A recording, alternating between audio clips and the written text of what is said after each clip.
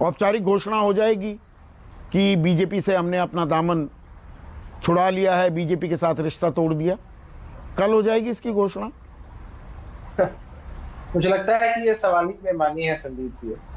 और एंटिसिपेशन के आधार पर, कयासों के आधार पर इतने विश्लेषण हो रहे हैं, इतनी बातें हो रही हैं, जिन बातों पर हम लोगों की प्रतिक्रिया का कोई औचित्य नहीं बनता है। हम लोग इस पर क्या प्रतिक्रिया दे सकते हैं?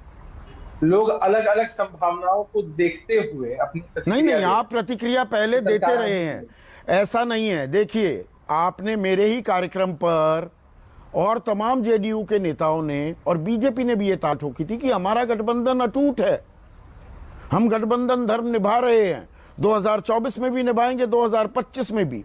अब ललन सिंह कहते हैं कि 2024 में क्या होगा किसको क्या पता। तो ये बदलाव आ गया है ना आपके रुख में कि नहीं आया? देखिए, भविष्य की चीजें हैं। अभी आप अगर वर्तमान में पूछें, कल भी आपके प्रतिनिधि भी आदरणीय राष्ट्रीय अध्यक्ष ललन सिंह जी की प्रेस वार्ता में आए थे और लोगों ने पूछा था कि एनडीए में सब कुछ कैसा है, तो उन्होंने एक लाइन में जवाब दिया था कि ऑल इज वेल। अगर सब कुछ ठीक नहीं होता तो राष्ट्रपति और उपराष्ट्रपति के चुनाव में हमारी पार्टी के लोग जो एनडीए के समर्थित उम्मीदवार हैं उनके पक्ष में वोट नहीं कर रहे होते। तो लोगों ने जवाब मांगा और उन्होंने जवाब दिया। शपथ ग्रहण में नहीं जाते आप, नीति आयोग की बैठक में नहीं जाते, आजादी के अमृत महोत्सव की तैयारियों में बैठक बुलाई जाती है, आप नहीं जाते, ये क्या ये संयोग है? देखिए, उसके अलग अलग कारण हैं। बेहतर तो माननीय मुख्यमंत्री जी बता पाएंगे, लेकिन जहां तक हम लोग समझ पाते हैं कि अभी वो कोविड के दौर से बाहर निकले हैं और शारीरिक रूप से सक्षम उतने नहीं है। डॉक्टर्स ने परामर्श दिया है। मतलब आप क्या ये बताना चाह रहे हैं दर्शकों को, अभिषेक झा की सब चंगा सी, सब ठीक है जेडीयू और बीजेपी के बीच?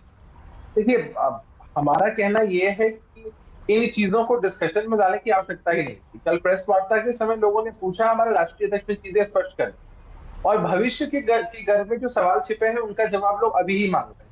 लोग पूछ रहे हैं 2024-2025 में आप क्या करेंगे?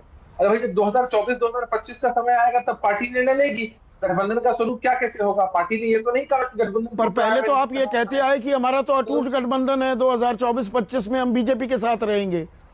देखिए, भारतीय जनता पार्टी के लोगों की तरफ से 2024 से 2025 के गठबंधन के स्वरूप को लेकर बयान दिया गया, लेकिन हमारी पार्टी के किसी भी वरिष्ठ नेता को अगर आप उनके बयानों को उठाकर देखिए बीते 6 महीने में या बीते 1 सालों में, तो आपको कहीं भी ऐसे बयान दिखाई नहीं पड़ेंगे जहां भविष्य में गठबंधन का स्वरूप क्या कैसे होगा, चीजें कैसी होंगी, इसको लेकर कोई बयान दे रहे हैं। तो लोग अपने अपने हिसाब से बयान देते हैं। भारतीय जनता पार्टी के लोग बयान देते हैं, हमारी पार्टी के वरिष्ठ जो नेता है वो भी बयान देते हैं। हमें लगता है कि ये इतना रेलेवेंट चीज नहीं है। जब सही समय आएगा तो 2024 से 2025 का समय आएगा। बैठक ऐसे ही, ये सामान्य प्रक्रिया में बैठक बुलाई गई है, सब सांसदों को, विधायकों को आपने पटना बुला लिया।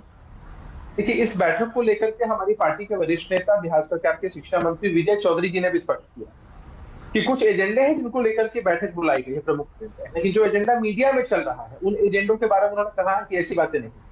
अब बैठक होती है, किसी भी पार्टी पर कोई बैठक हो रही है, तो ये ललन सिंह जो षड्यंत्र की बात कर रहे हैं, ये साजिश कौन कर रहा था, इसका खुलासा क्यों नहीं करते? कौन कर रहा था साजिश? आरजेडी, कांग्रेस, लेफ्ट साजिश कर रहा था?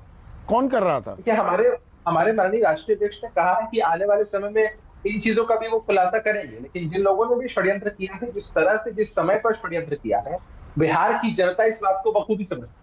इन सारे षड्यंत्रों के बाद भी बिहार की जनता ने अपना मैंडेट नीतीश कुमार जी के चेहरे पर एनडीए को दिया, और षड्यंत्र हमारी पार्टी के साथ हुआ है या जग जाएगा।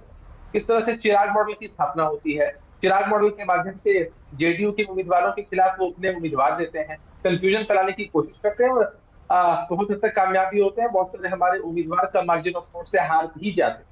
ये बातें बिहार की जनता समझती है। तो वो बीजेपी की करनी थी। अब आरसीपी भी, चिराग मॉडल पर आरसीपी मॉडल इजाद किया गया, वो भी बीजेपी ने किया। देखिए, हमने किसी पार्टी का नाम नहीं लिया, हमारा राष्ट्रीय अध्यक्ष ने किसी भी पार्टी का नाम नहीं लिया।